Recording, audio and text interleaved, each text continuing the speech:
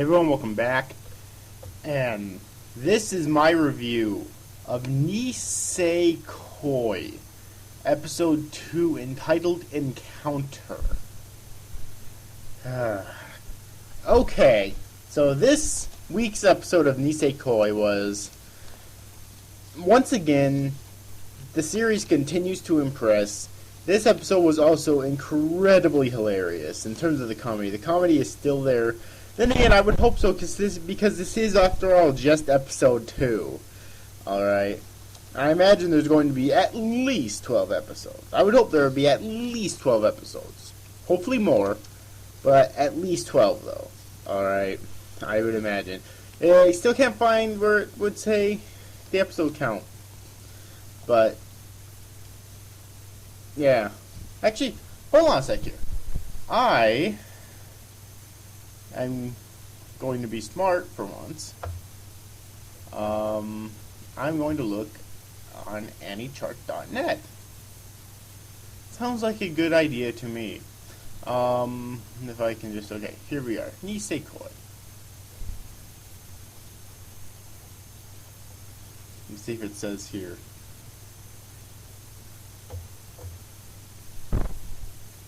No, it does not. 2 out of question mark. Okay, then.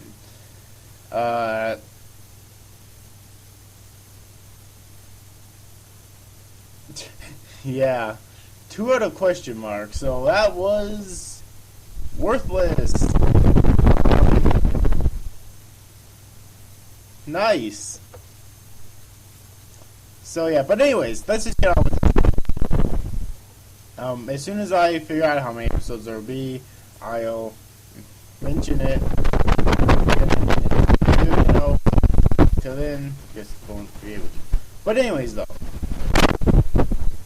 this episode basically chronicled the first date of Raku and Chitoge.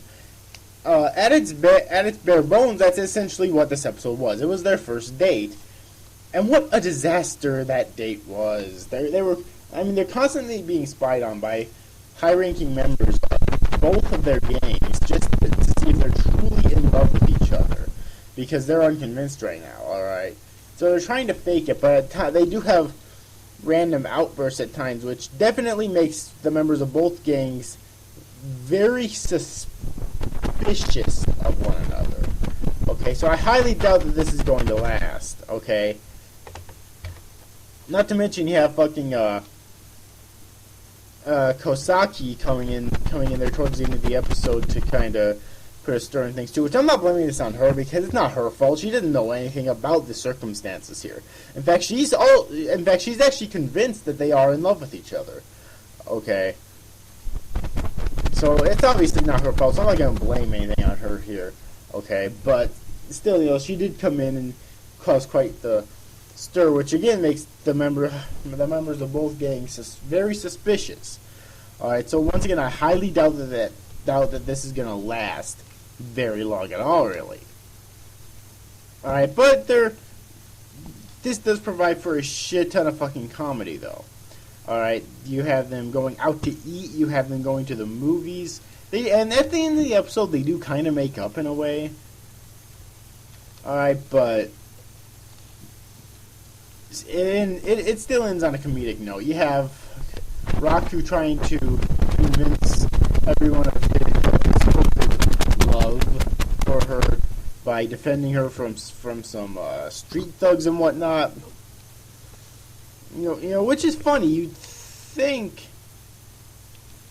that being the heir of a fucking Yakuza gang, even though he doesn't want to take part in it, you would still think that he would have been taught their skills in case he ever needed to defend himself.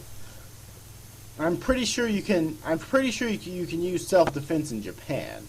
I don't know for sure, but I would imagine that you could hurt or even kill someone in self-defense in Japan.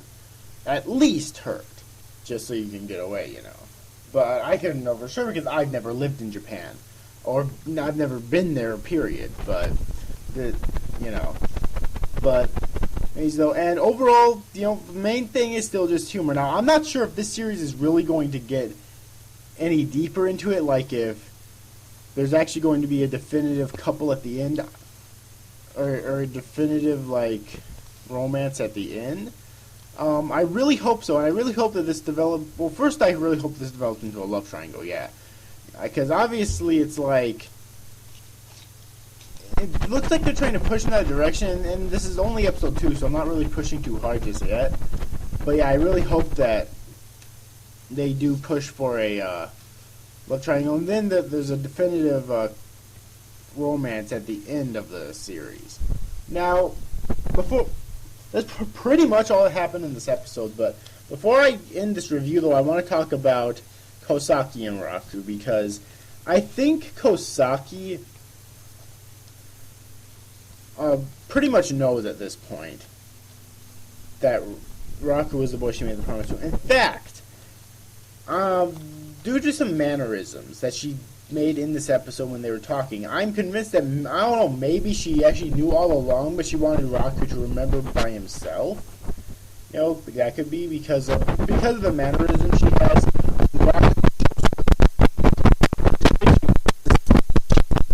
Alright.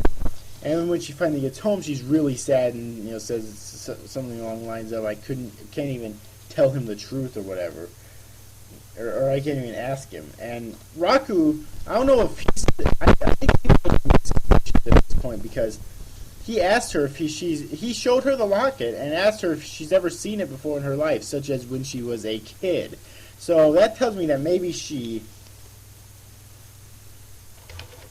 maybe he's actually getting suspicious now as well, because it's obvious that he didn't remember her. He's even stated so before, alright? But he might be getting suspicious at this point. So that's actually getting kind of interesting.